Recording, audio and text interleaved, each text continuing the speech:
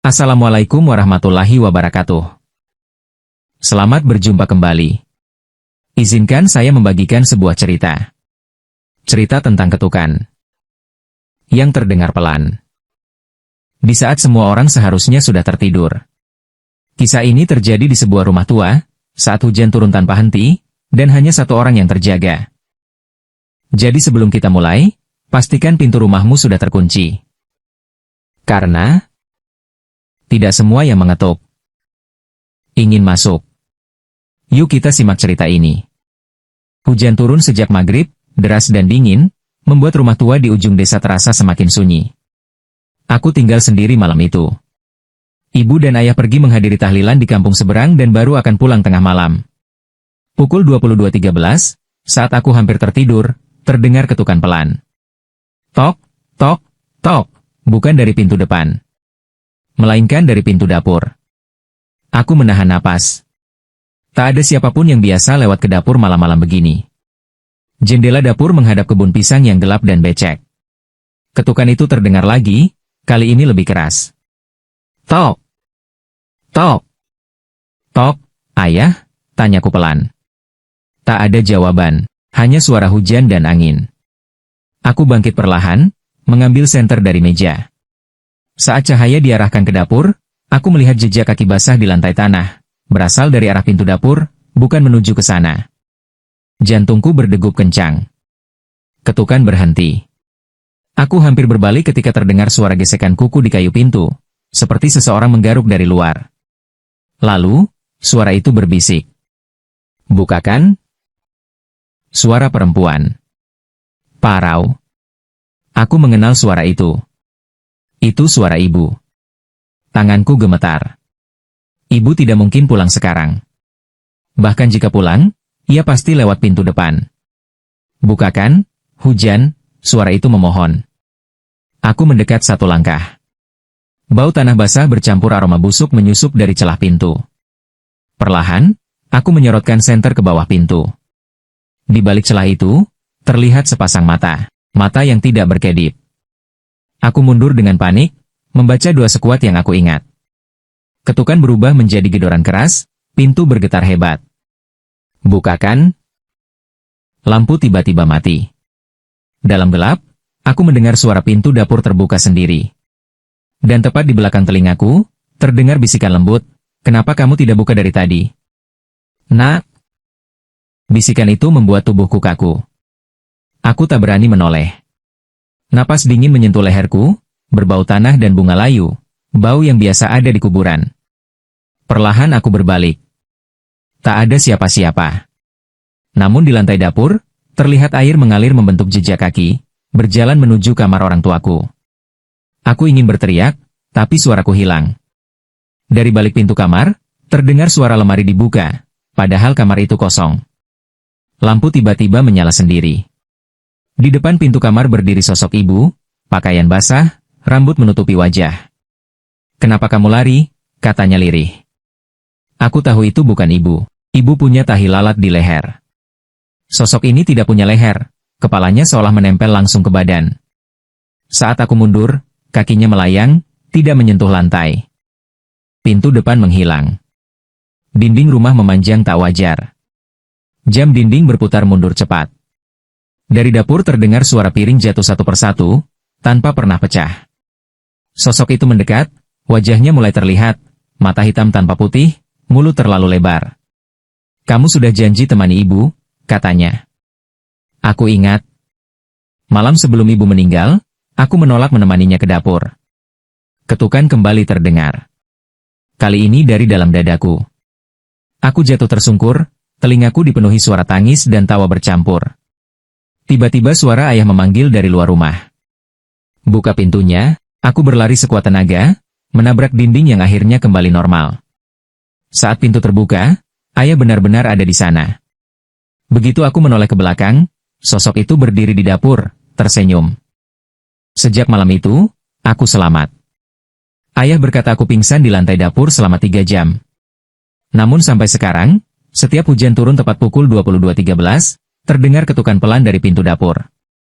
Dan suara itu masih sama. "Bukakan, nak," ibu kedinginan. Aku tidak pernah membuka lagi. Karena aku tahu. Yang mengetuk bukan ingin masuk, tapi ingin ditemani. Sejak malam itu, ayah sering terbangun tengah malam. Katanya, ia mendengar suara piring disusun di dapur, padahal aku sudah memastikan semuanya bersih sebelum tidur. Suatu malam, aku memberanikan diri mengintip dapur. Lampu menyala terang. Di lantai, ada jejak kaki basah lagi. Tapi kali ini, 2 pasang. Satu mengarah ke kamar orang tuaku. Satu lagi, berhenti tepat di depan kamarku. Dari balik pintu, terdengar suara napas pelan. Sangat dekat. Seolah ada yang berdiri menunggu aku membuka pintu dari dalam. Aku memilih membaca doa, duduk bersandar, dan tidak tidur semalaman. Keesokan harinya, ayah jatuh sakit mendadak. Ia mengigau menyebut nama ibu, berulang kali berkata, "Dia dingin, jangan biarkan sendirian." Malam ketiga, tepat pukul 22.13, ketukan itu terdengar lagi. Tapi bukan dari dapur. Melainkan dari dalam lemari kamar ayah. Aku dan ayah saling menatap ketakutan. Lemari itu bergetar pelan, seperti ada yang mengetuk dari dalam. Tok, tok, tok. Aku tahu saat itu, ia tidak lagi menunggu di luar. Ia sudah masuk rumah. Dan sekarang, mencari teman baru. Sejak ayah meninggal seminggu kemudian, rumah itu benar-benar kosong. Namun warga desa sering melihat lampu dapur menyala sendiri saat hujan, dan mendengar ketukan pelan, seolah ada yang masih menunggu untuk dibukakan. Aku tidak pernah kembali ke rumah itu.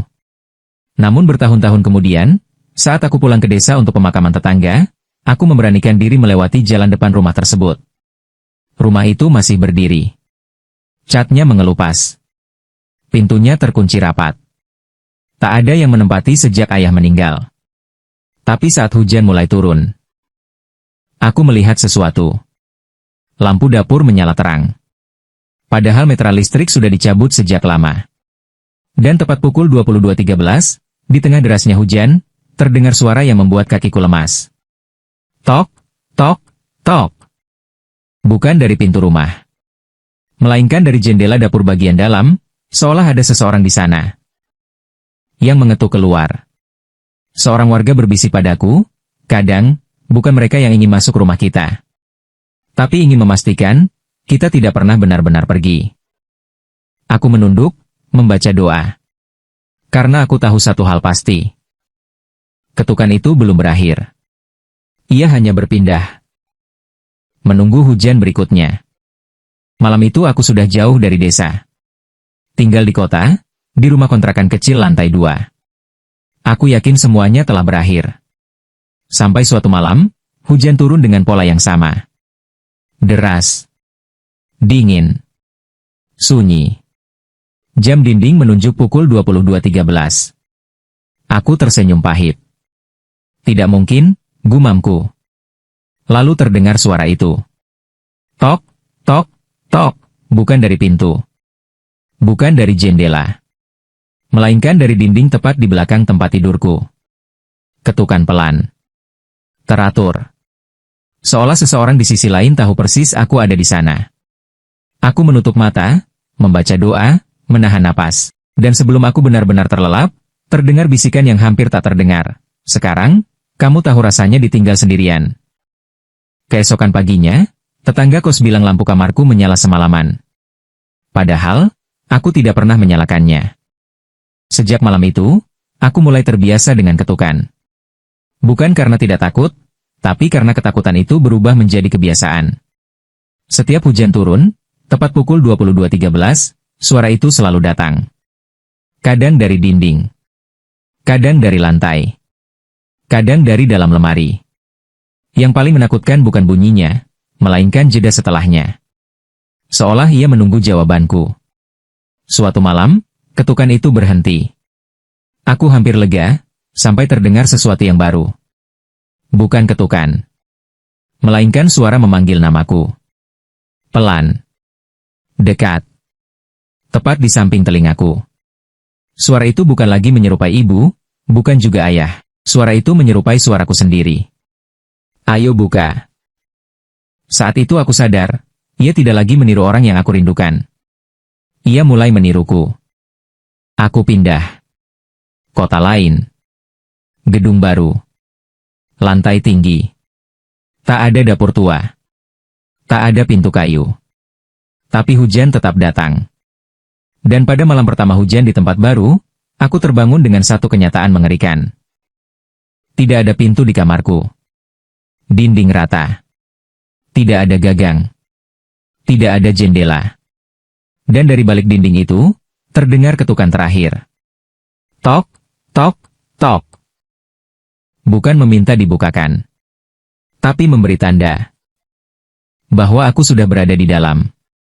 Malam semakin sunyi. Hujan turun lebih pelan dari biasanya. Jam berhenti tepat di pukul 22.13. Aku berdiri di tengah kamar tanpa pintu, menatap dinding yang kini retak sedikit demi sedikit. Dari balik retakan itu, terdengar napas. Bukan marah. Bukan memaksa. Tapi menunggu. Aku akhirnya sadar satu hal yang terlambat. Ketukan itu tidak ingin masuk. Ia ingin dibukakan dari dalam. Dan selama aku masih mendengar, selama aku masih membaca doa dengan suara gemetar, belum akan berakhir. Karena keputusan terakhir belum diambil. Dan malam ini, ia masih menunggu jawabanku. Retakan di dinding itu melebar. Bukan dengan suara keras, melainkan dengan bunyi halus, seperti kayu tua yang dipatahkan perlahan. Aku menempelkan telinga ke dinding. Di balik sana, bukan ruang kosong.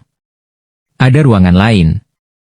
Aku bisa mendengar hujan, bau tanah basah, dan suara napas yang kini terdengar jelas.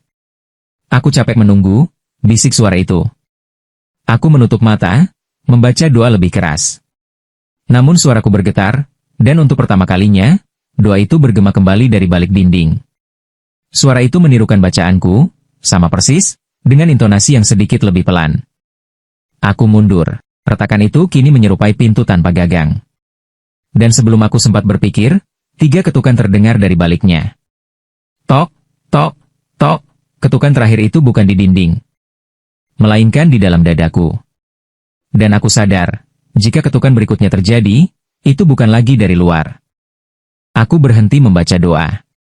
Bukan karena berani, tapi karena akhirnya mengerti. Retakan itu terbuka perlahan, tanpa suara, tanpa dorongan. Di baliknya tidak ada sosok. Tidak ada wajah. Tidak ada tubuh. Hanya pantulan diriku sendiri. Yang berdiri diam, menatap dengan mata kosong.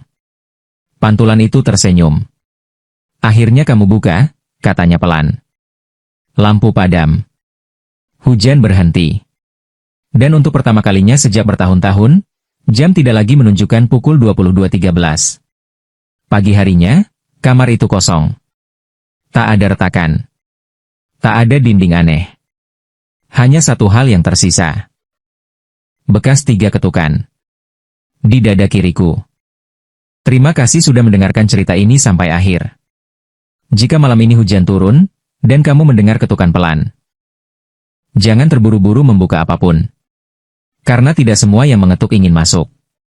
Sebagian hanya ingin memastikan kamu tidak sendirian. Mohon maaf jika kurang berkenan. Jika berkenan silahkan tinggalkan komentar, like, dan subscribe. Terima kasih.